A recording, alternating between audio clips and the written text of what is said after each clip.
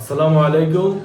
আমি Ismail Zabihullah Suman, Malaysia Penang প্রদেশ BNP সাংগঠনিক সম্পাদক, ৮ নং ওয়ার্ড বিষ্ণুপুর জিয়া সিটি সংসদ পৃষ্ঠপোষকতায় আছি।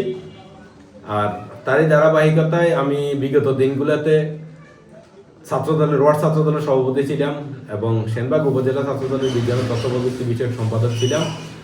আসলে এই ছাত্র জীবন থেকেই রাজনীতি করি। এরপরে মালয়েশিয়ায় চলে যাই, সেখানে গিয়েও ক্ষান্ত ছিলাম না। বিএনপিকে বুকে ধারণ করে বিএনপির রাজনীতি করেছি। সেই ধারাবাহিকতায় আজকে এই নির্বাচনে আসছি এখানে। তো ইনশাল্লাহ আমাদের এই নবীপুর তথা সেনবাগ আমাদের ধানের শীষের গণজোয়ার জয় সুনিশ্চিত ইনশাল্লাহ। যতটুকু ওয়ার্ক করেছি, যতটুকু দেখেছি, ভোটাররা বিগত 17 বছর ভোট দিতে পারে নাই। আর এবার বাংলাদেশ সরকার যেখানে ভোটের সুন্দর এবং সুষ্ঠু একটা নির্বাচনের আয়োজন করেছে, ভোটাররা অত্যন্ত সন্তোষজনকভাবে এবং স্বতঃস্ফূর্তভাবে কেন্দ্রে গিয়ে ভোট দেবে বলে আমি আশা করি এবং ভোটারদের সাথে কথা বলে যেটা আমি জানতে পারছি। 5ই আগস্ট পরবর্তী বাংলাদেশে আমরা সুন্দর প্রতিযোগিতামূলক নির্বাচন দেখতেছি। কোনো প্রতিহিংসা ইনশাল্লাহ আমাদের মাঝে নেই।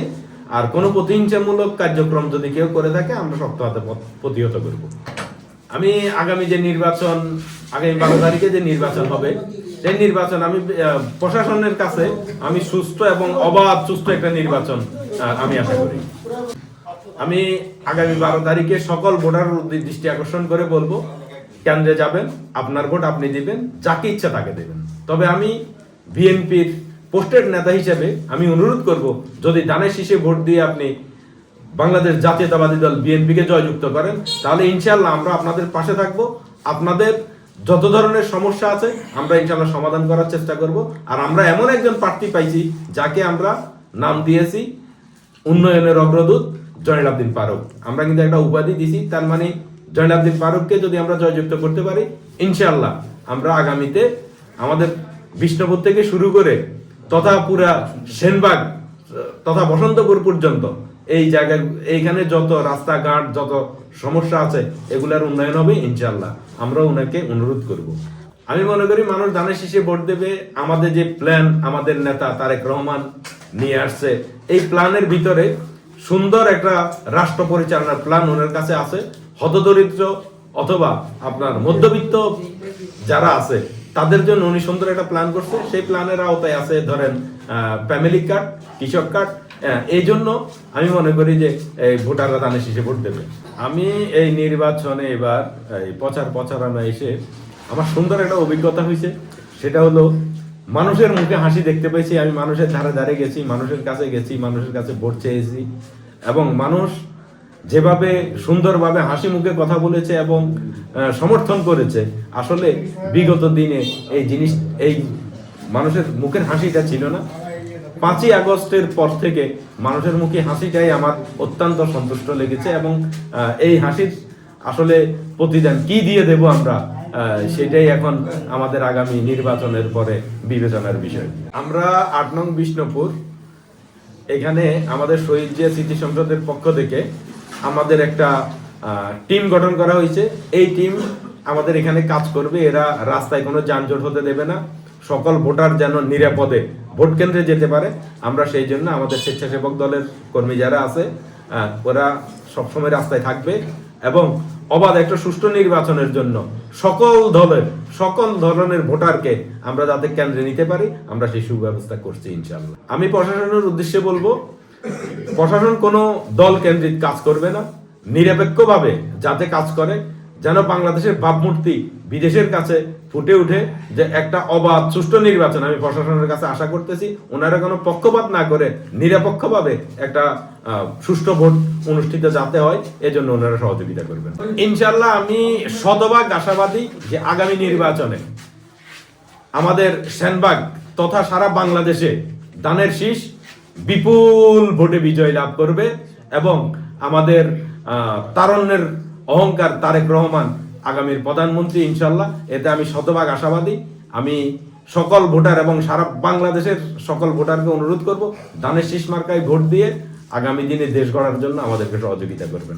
আমি যারা ছাত্র দলের লোকজন আছেন বা ছাত্র দলের সমর্থক কর্মী নেতা যারা আছেন তাদেরকে আমি বলবো আপনাদের দায়িত্ব অনেক বেশি। আপনারা 12 তারিখ সকল প্রকার যানজট থেকে শুরু করে ভোটাররা যাতে কেন্দ্রে আসতে পারে সেই জন্য আমি তাদেরকে আহ্বান করব তারা যেন নিজ নিজ দায়িত্বে এই 12 তারিখ যেন তারা কাজ করে আমাদের এই ভোটের স্বার্থে। এবং আমার অন্য অন্য যারা আছে স্বেচ্ছাসেবক দল যারা আছে তারা অবশ্যই থাকবে, এটা আমাদের টিমের মধ্যে আছে। আর যুব দল এবং যারা আছে আমি তাদেরকে বলবো অন্তত আমাদের জয়ের লক্ষ্যে যেন তারা ভালোভাবে কাজ করে। অতীতে এই বিষ্ণুপুরে আপনার যেই জয়লাভ করছে সেই এমপি হয়েছে, চেয়ারম্যান হয়েছে, হ্যাঁ এটা অবশ্যই সত্যি কথা। তো এইবারের ভোটে আমরা ইনশাল্লাহ আশা করি বিষ্ণুপুর কেন্দ্রে বাংলাদেশ জাতীয়তাবাদী দল বিএনপি 70% ভোট ইনশাল্লাহ আমরা উপহার দেব জননেতা জনাব জয়নাল ফারুক সাহেব।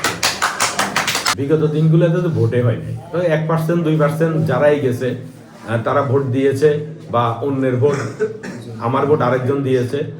ইনশাল্লাহ এবার 60 থেকে 80% ভোটারের উপস্থিতি থাকবে এবং যার ভোট সেই দেবে, মানে অন্য কেউ দেওয়ার কোনো সুযোগ নেই।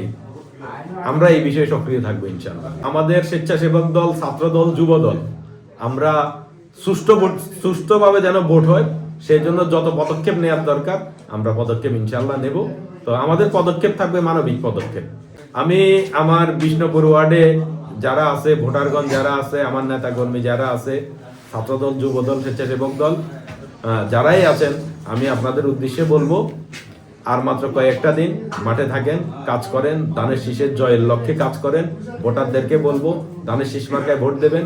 ধানের শীষ মার্কায় ভোট দিয়ে অন্তত যেন আমরা এবার সেনবাগবাসীকে উন্নয়ন করতে পারি, আপনাদের দুঃখ দুর্দশায় আপনাদের পাশে থাকতে পারি, সেই সুযোগটা আমাদেরকে দেবেন।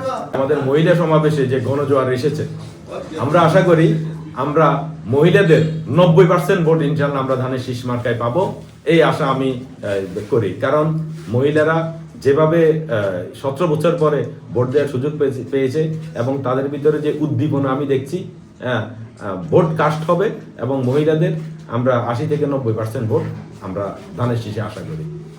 আমি সর্বশেষ 8 নং ওয়ার্ড বিষ্ণুপুরের সকল ভোটার এবং সর্বস্তরের জনতাকে অনুরোধ করব, আগামী 12 তারিখে আপনারা ভোরবেলায় কেন্দ্রে যাবেন এবং ধানের শীষ মার্কায় ভোট দেবেন। ধানের শীষ মার্কায় ভোট দিয়ে আমরা সেনবাগের সর্বোচ্চ ভোট 8 নং বিষ্ণুপুর ওয়ার্ড থেকে আমরা ধানের শীষ মার্কায় দিয়ে জননেতা জনাব জয়নাল ফারুক সাহেবকে আমরা উপহার দেব যে আমরা বিষ্ণুপুরের মানুষ সর্বোচ্চ ভোট আমরা ফারুক সাহেবকে উপহার দিচ্ছি ইনশাআল্লাহ। এই আশা রেখে আমি আমার বক্তব্য শেষ করলাম। আসসালামু আলাইকুম ওয়া রাহমাতুল্লাহি ওয়া বারাকাতুহু।